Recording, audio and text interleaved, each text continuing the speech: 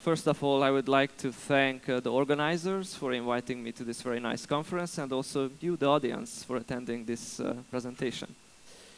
So, in this presentation, I will talk about two of the fundamental components of the Intel rendering framework that Jim was talking about. First is Embree, which has been around for quite some time now, and OpenImage Denoise, which is a very recent library which we just released at the beginning of this year. So let's see. So I will talk first about Embree. So ray tracing nowadays is quite popular now. So basically the movie industry has adopted it for a few years now, and it has become the standard essentially. And the main reasons for that is that it provides better image quality than older methods, rasterization-based approaches, and it also provides faster feedback for the artists. So this is definitely a very valuable technology for this industry. And it also is now used for example, high-quality rendering for commercials, prints, advertisements. Another important use case is that ray tracing provides higher fidelity quality for virtual design, like the automotive industry, architectural design, and not just for nice images, but also for serious stuff, and not even just for images. Ray tracing is used for different kinds of simulations, not just light simulations, but it's also used, for example, to simulate sound, particles, collision detection. So ray tracing is now becoming a more and more broad technology, which is not limited to just creating pretty images or images at all. Another important use case of ray tracing that has been around for quite some time now is for generating light maps for games. So basically, ray tracing is quite time consuming, and with pre-baked lighting, the lighting quality can be significantly improved in games. But very recently now, it is also possible to compute ray trace lighting effects in real time in, for example, game engines that are fundamentally rasterization-based but can be extended to use some certain type of ray-traced effects like realistic, accurate shadows, reflections, ambient occlusion, even global illumination. So these can be either used in a fully ray-traced environment, or maybe just an extension of a traditional rasterization-based solution. But no matter how it is used, but ray tracing provides significant advantages in many areas, and it's getting more and more widespread. So what kind of challenges does ray tracing have as for a developer?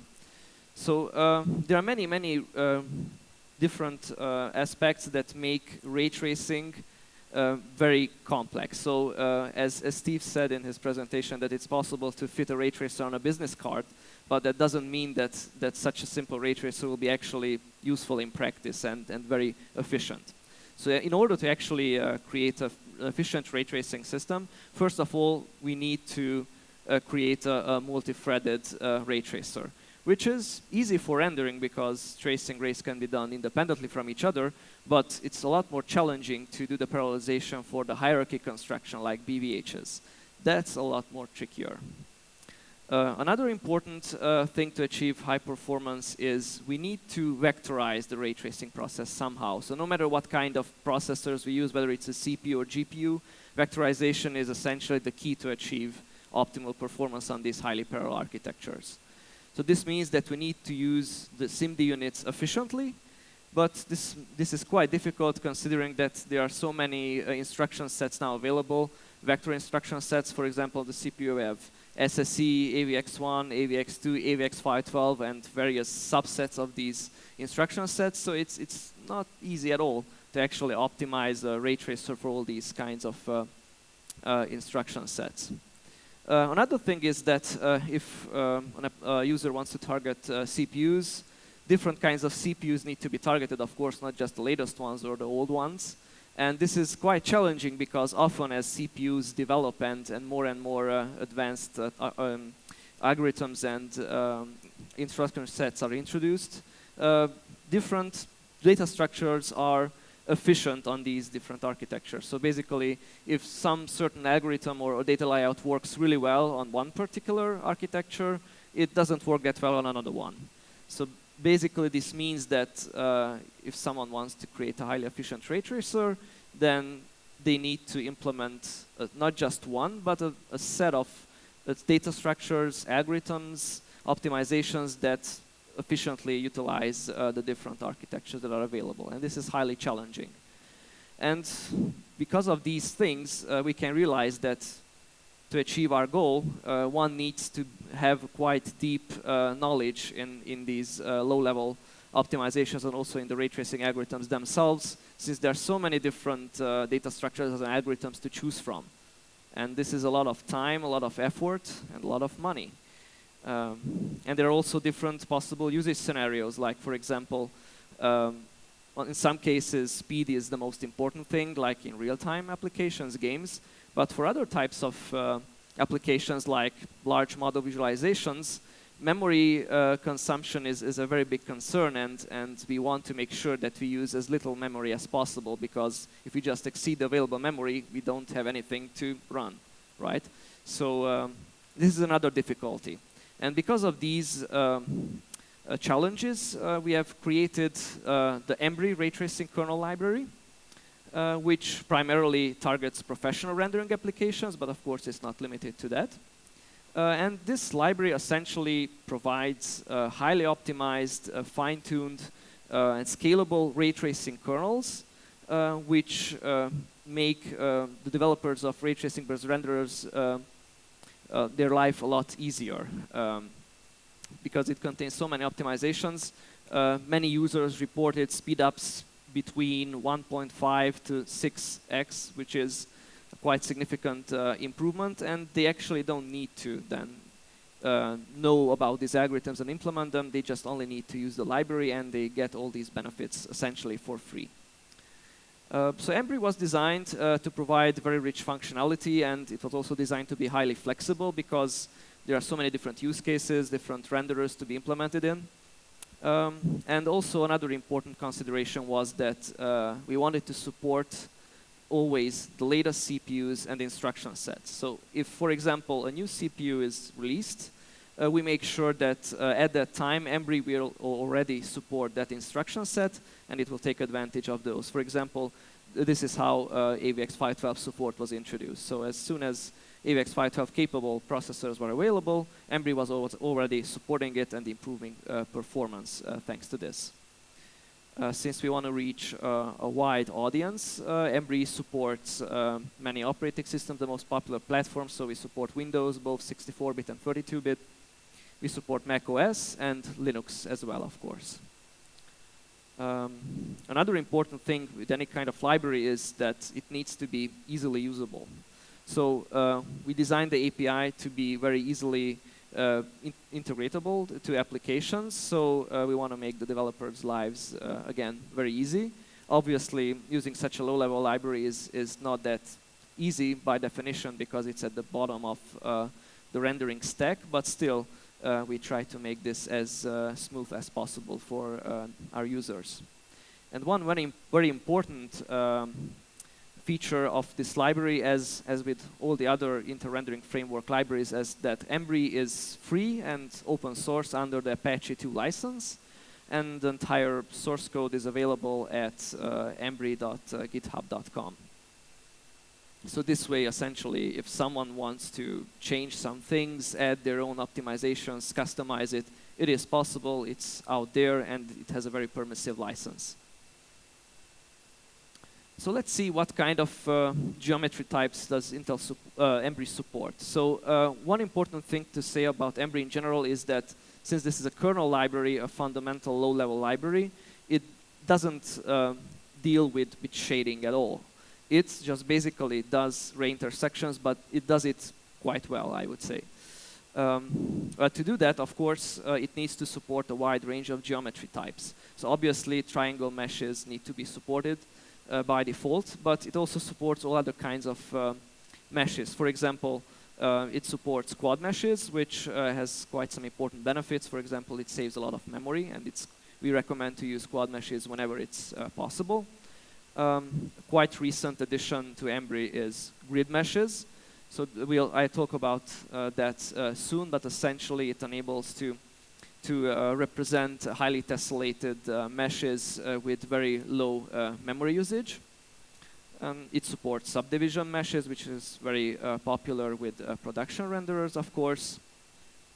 Embree supports a wide range of curves for hair, grass, fur.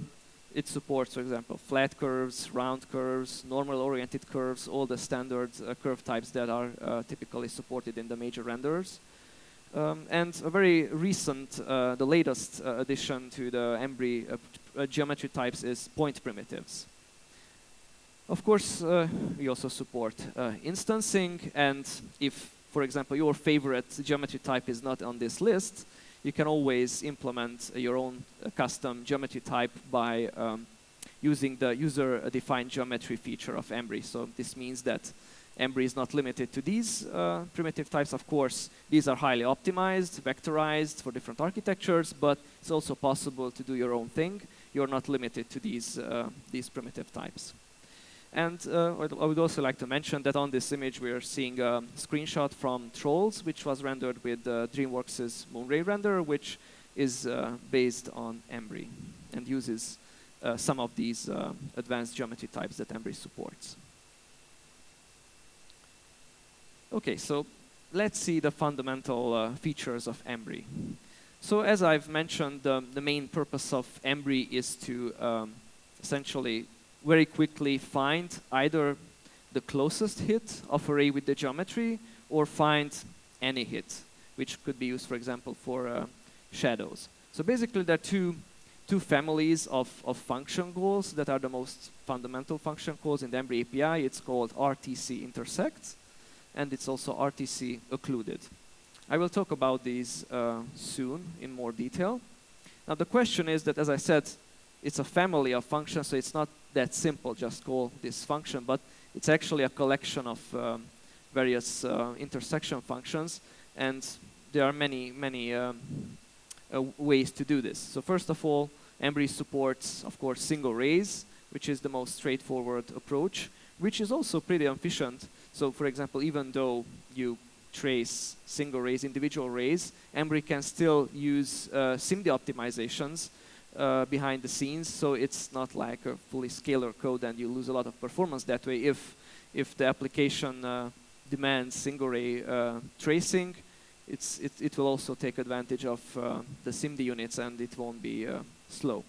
But if performance is critical, then it's highly recommended to trace rays either in packets, and the packet size is in this case then usually the SIMD width of the architecture that Embree is running on. So this means that you could use ray packets of 4, 8, or 16 rays. Or if you want to go even further and you want the absolutely best performance, it's possible to use so-called ray streams, where you can have an arbitrary amount of rays, a lot more than, for example, 16. And the purpose of that is essentially, if you provide, I don't know, hundreds of rays or even thousands of rays, then you enable Embree to potentially extract some coherence from that group of rays, which will further improve performance by, for example, minimizing cache misses. And also it could also better take advantage of the SIMD units. So obviously you don't know what will actually happen inside Embree if you use, for example, the ray streams, but you actually enable Embree to do the best thing, what it can do on the respective architecture. So this is why basically it's recommended to use whatever is best for the particular render, but you can use anything from single rays up to 1,000 rays and even more.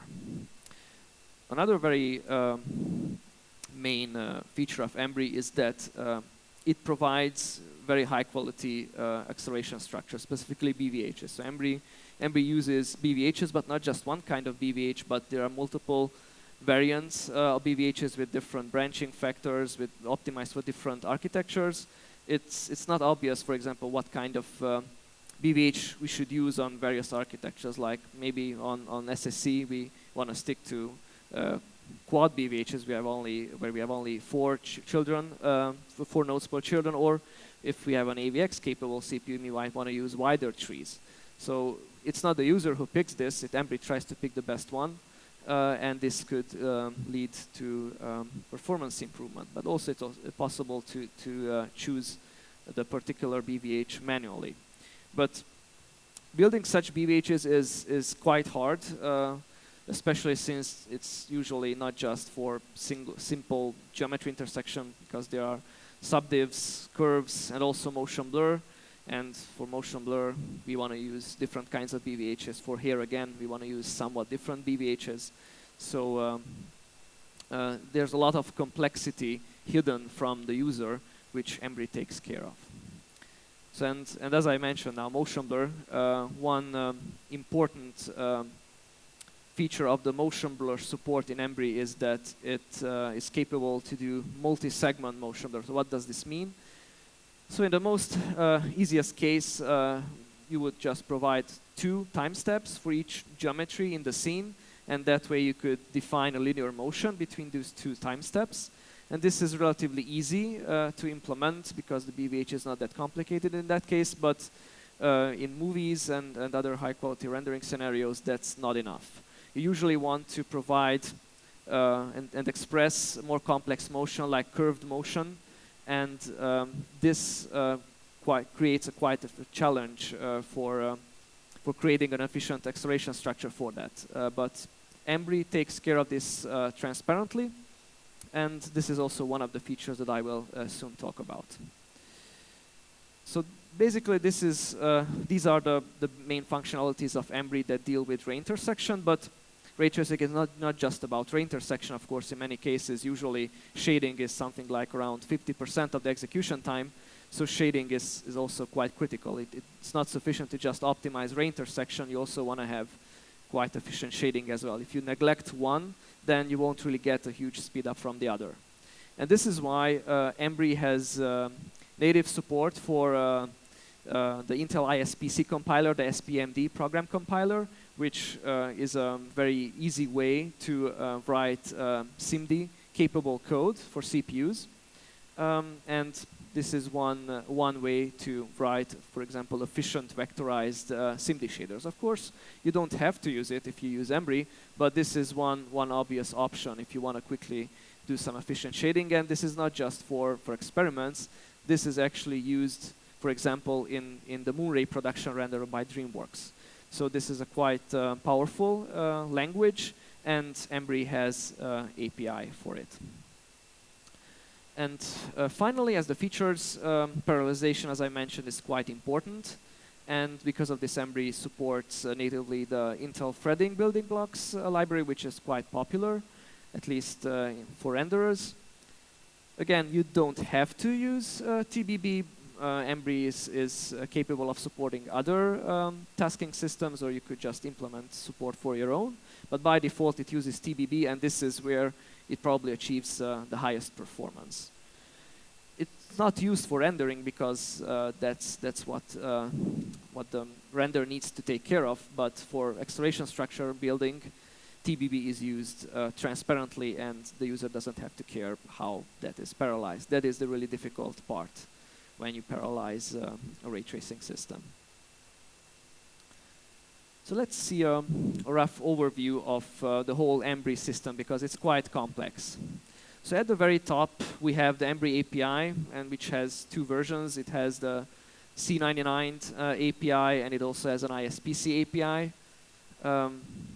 And below this directly, there's a smart layer, the kernel selection, which tries to decide, depending on what kind of geometry is used in the scene, what kind of hardware is used, what kind of hints or flags are provided by the user. For example, the user might request performance as the most important thing, or the user might request memory consumption because they want to use the absolute minimum amount of memory, because nowadays assets could consume hundreds of gigabytes of memory.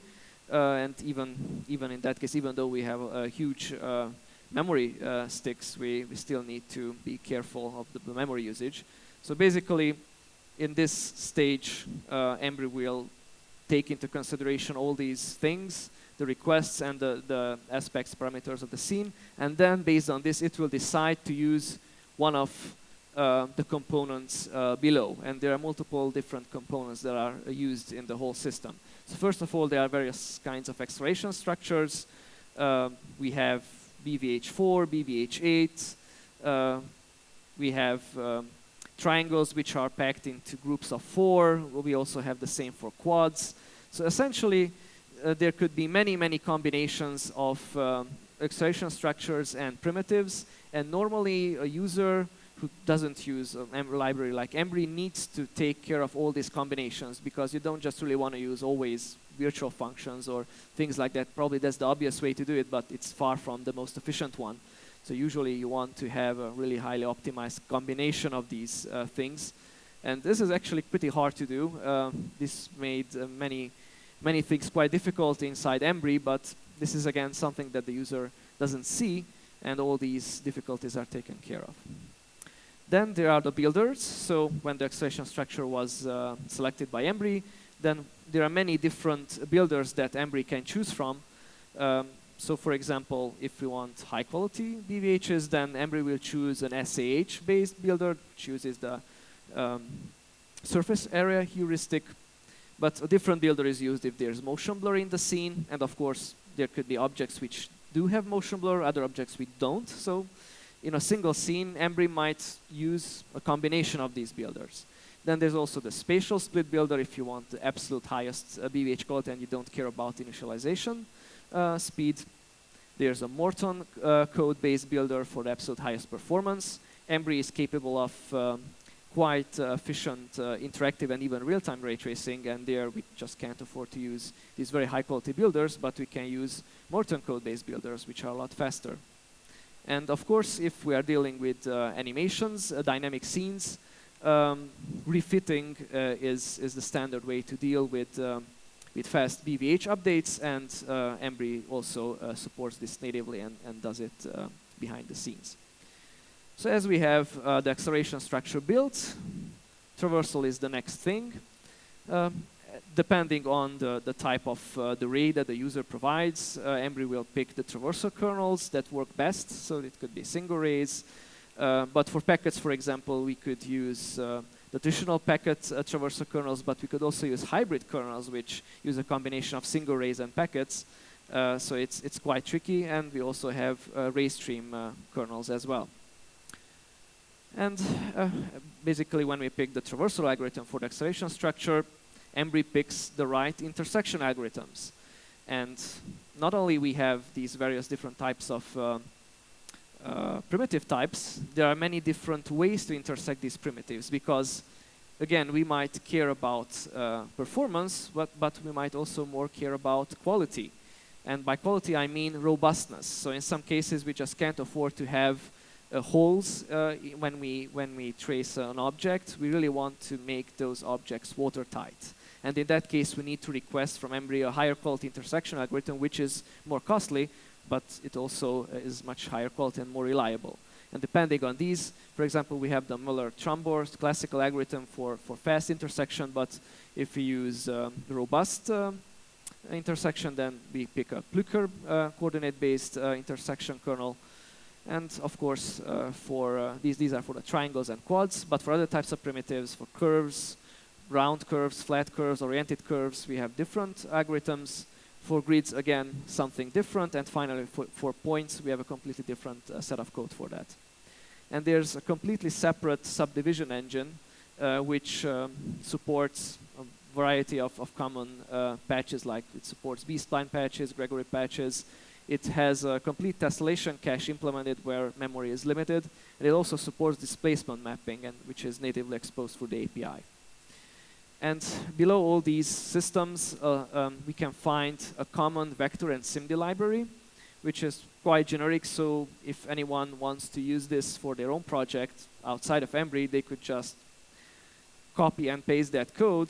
The license permits this, and they can just use it independently, which provides a set of optimized classes for 3D vectors, 4D vectors, for 4 wide vectors, 8 wide vectors, completely generic vectors which use the widest available SIMD vectors available, so it supports everything from SSC2 up to AVX512.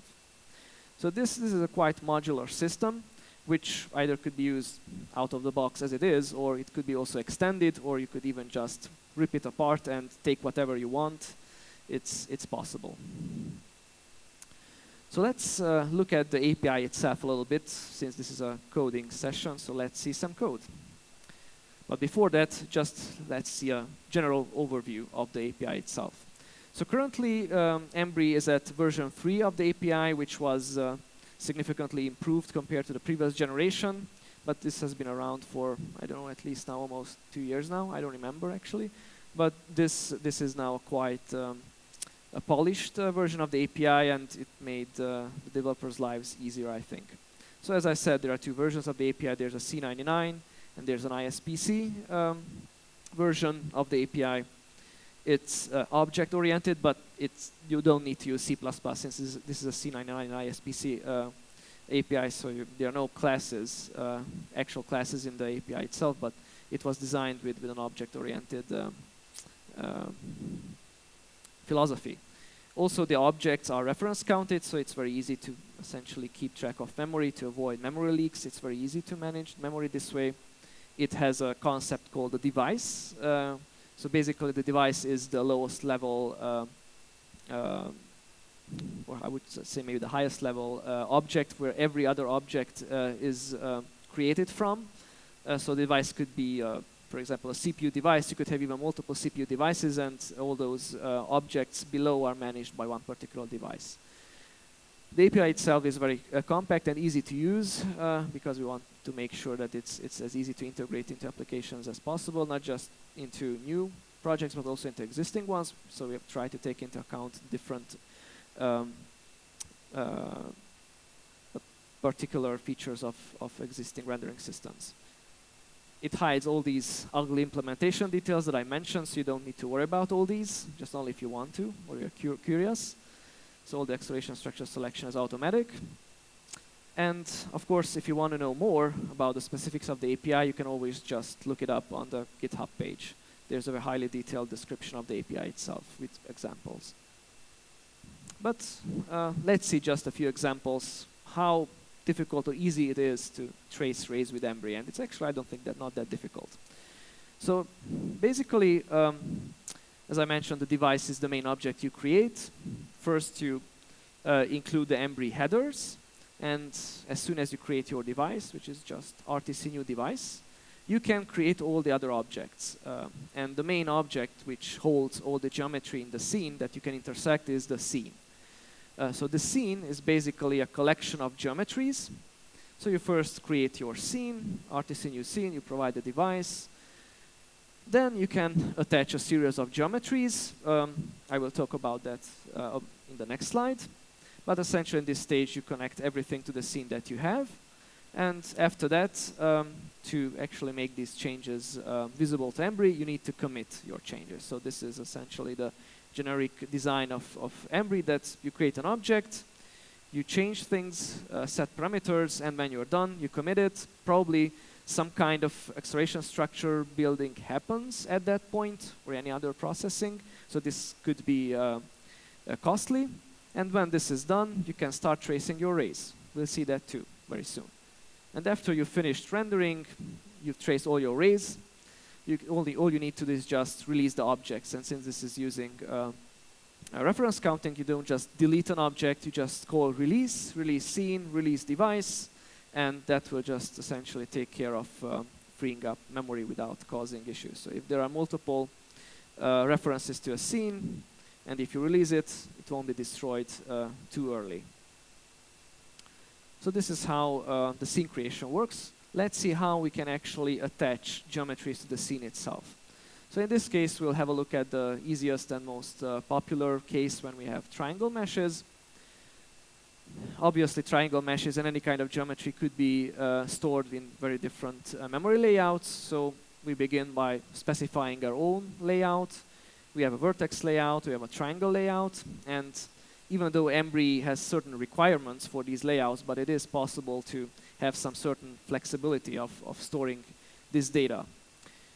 So first we create a new geometry, and with an enum, like RTC geometry type triangle, we create the geometry itself, but at that point, it doesn't contain any data. We need to set up all the data that it has. And for this, we need to specify so-called buffers. We could have vertex and index buffers for triangles. For other geometry types like subdivs, we could have different kinds of buffers as well. But the important thing is here that these buffers can be completely managed by Embree, or they could be created by the user, and that particular memory region could be shared with the user with this RTC set shared geometry buffer call. So basically here we can specify a stride and an offset inside the buffer. So basically you can have additional parameters for the triangle data and vertex data. So that's the flexibility that I mentioned. And we can also provide the data type. After we set our buffers, all we need to do is just commit the geometry like the scene. Then we can finally attach the geometry to the scene itself. We could attach it by a specified ID, or we could ask Embree for an ID. And finally, we commit the scene itself. And let's finally see how we can trace single rays. So first, we create a so-called context, which essentially holds some flags, and also we could specify some additional user data. And then we have a type called RTC ray hit or RTC ray, depending on whether we have an intersect or included call, which holds all the ray data and also the ray hit data that we can get from these calls.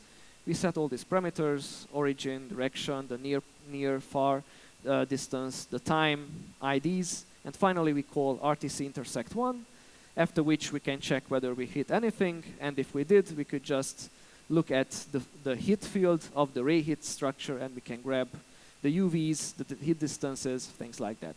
So it is that easy essentially to trace rays with Embree. So I would just like to quickly highlight a few of these advanced features in Embree. So I don't really want to go into too much detail, just to give you a rough idea. So I've mentioned the grid meshes. So these essentially are these more complex primitive types, which are essentially grids of vertices, which are triangulized. This is a good choice for displaced surfaces, which are very high tessellation level. This is the geometry type of choice if you have highly tessellated meshes and you want to save memory. So basically we need to use only 4 bytes per triangle if we pick this geometry type. Then we have, of course, the classical Catmull-Clark subdivision of surfaces. So if we don't want to do the subdivs ourselves, we could just let Embree do it. It converts basically a coarse mesh into a smooth surface by subdivision. It supports arbitrary topology. Catmull-Clark subdivs are basically a standard in movie production, and Embree is completely compatible with the Open Subdiv 3.0 library regarding creases, boundary modes, things like that. It's also possible to evaluate the surface itself, not just intersect it, and we can also walk the mesh topology as well if we need information about that. We have the curve geometry for hair, fur, grass.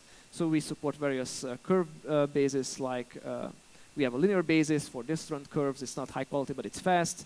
We have Bezier curves, B-spline curves, Hermit curves. We have flat curves for distant geometry. We have round curves for close-ups. This is the middle one. That's the round curve. And we also support normal-oriented curves, like these ribbons at the bottom, which could be used for grass, for example. We can use varying radius for the curves. And these could be very efficiently intersected by Embree using very efficient oriented bounding box-based approach. So BVH is quite efficient, specifically optimized for curve, and it has very low memory consumption because we directly intersect these curves. I've already mentioned this multi-segment motion blur feature. So of course it's important for rendering fast curved motion, like in these cases. These are images from a few of the Blender open movies, where there's this curved motion, which is very difficult to represent with just linear motion blur. Essentially, you can have as many time steps as you want, and you can mix the amount of time steps in the same scene arbitrarily. Embree will build a 4D BVH over these motion blur geometries, and it will try to minimize the memory usage without sacrificing performance. And finally, let's see some future outlook. What kind of features can you expect in Embree? So we are planning to implement multi-level instancing, which is getting more and more important in production rendering. Quaternion interpolation for transformation motion is also quite important. We only support right now just interpolating the matrices, which is not really correct, but it's easy, and it's quite popular as well, probably because of that. We want to improve array geometry masking and instancing performance. Point projection onto geometry is also an interesting direction. For example, with advanced light transport methods like manifold next event estimation, we don't just need classical intersection, but also point projection. And we're also planning at some point to support doubles as well if we want higher quality intersection. And we've arrived at the next library, OpenImage Denoise. So let's see what's all this denoising is about nowadays. So noise, of course, is inevitable with Monte Carlo array or path tracing, as we all know. And because of this, unfortunately, rendering fully converged images, noise-free images is often far too expensive. We can't afford it. Because of this, we can just basically render some partially converged images and then with some clever algorithm just remove that noise, and this makes it a very popular approach because it saves a lot of time without sacrificing significant amount of quality. So the movie industry is already now using denoising to reduce rendering times. This means that we can get speed ups anywhere from 2x to 10x overall speed improvement, which is massive, and usually the quality loss is very minimal in this case. Denoising is probably even more important for real-time ray tracing or interactive ray tracing for games, for example, because we absolutely can't afford hundreds of samples per pixel. In many cases, our ray budget is something like around 1 sample per pixel, which obviously will result in extremely noisy images.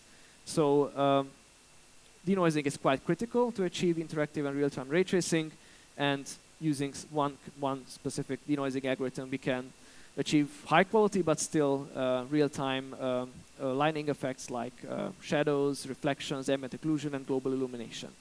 So denoising is a quite crucial component of modern ray tracing now. So here comes OpenImage Denoise. This is our denoising library for images rendered with ray tracing, so it only deals currently with ray traced images. It doesn't support other kinds of natural photos or things like that. It's all about ray tracing. And its main feature is that it provides a high-quality, AI-based, deep learning-based denoising filter. It's the only filter right now, but in the future, we're planning to actually add other filters, potentially even non-AI-based filters as well.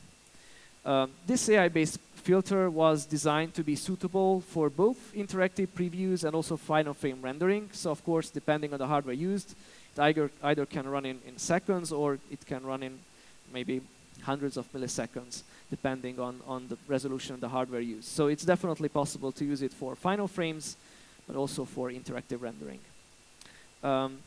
It runs on essentially any modern inter-architecture CPU. So all you need is an SSE 4.1 CPU, and if you have AVX512 or AVX2, the performance will be higher because OpenImage Denoise takes advantage of that.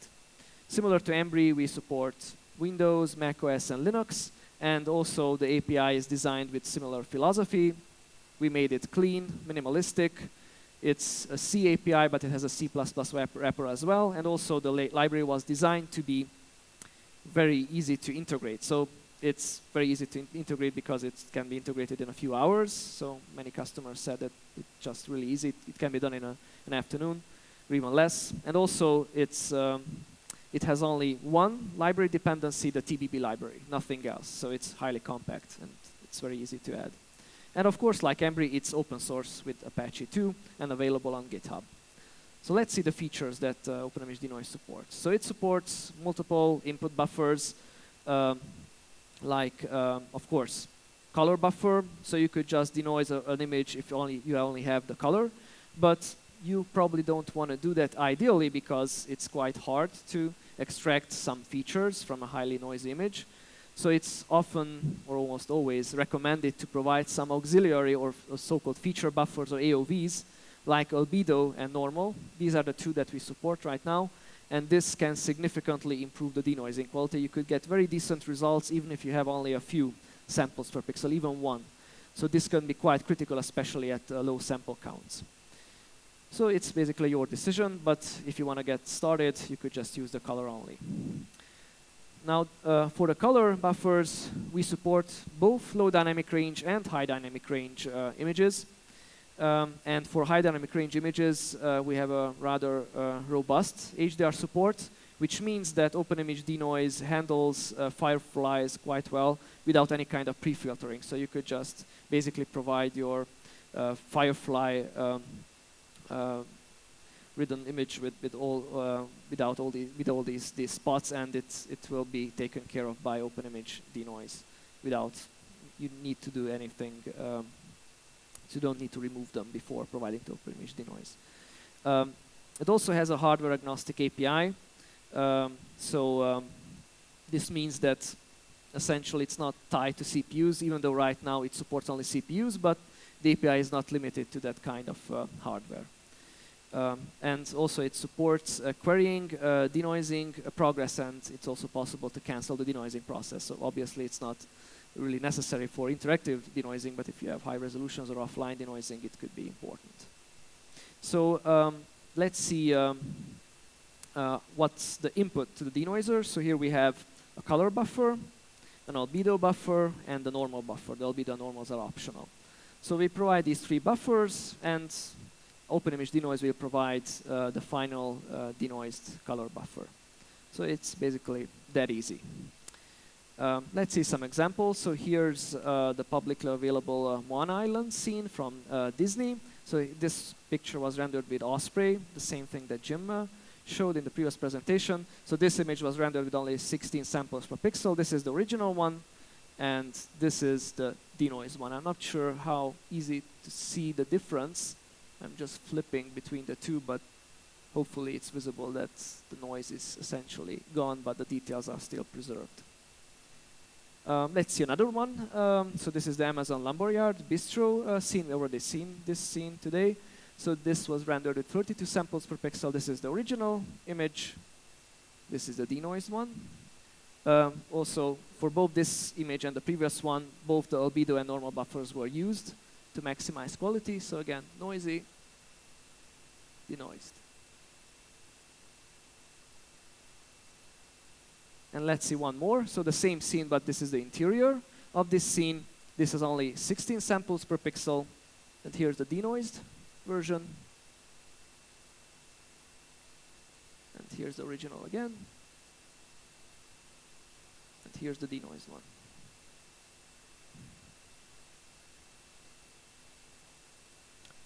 Okay, so let's quickly see the API itself. It's very easy, actually. So it's similar to Embree. It has C and C++ wrappers, object-oriented reference counted, the same device concept. You can also, again, get the documentation for it on the web page. The main object in OpenImage Denoise is the filter. So if you want to denoise images, you need to create a filter object. Like with Embree, you create your device. You set the parameters, commit it.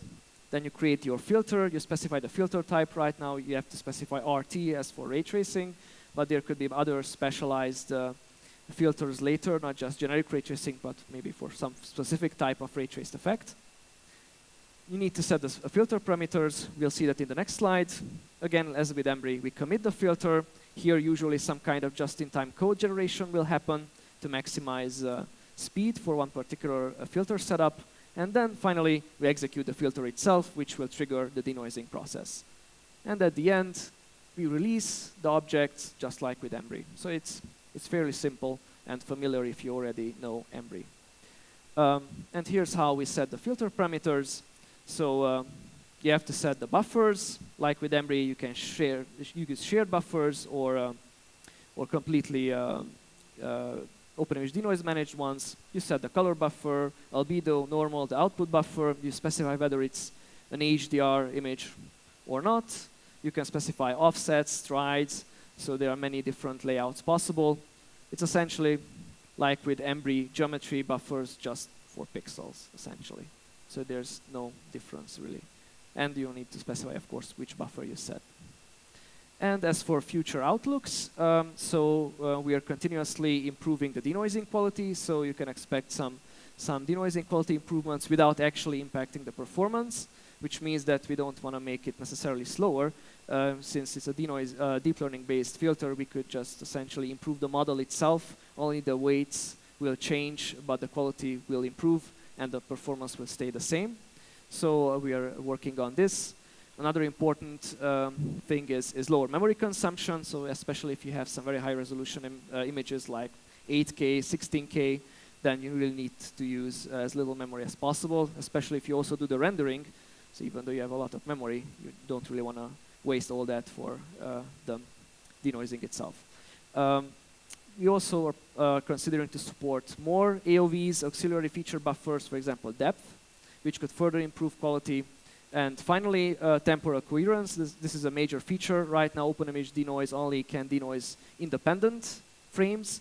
So with low sample counts, you could get some flickering effects. For higher sample counts, it's not really that severe, but ideally, you would like to have temporal coherence, and this is something that we are planning to do as well to maximize quality also for animations, not just for still images.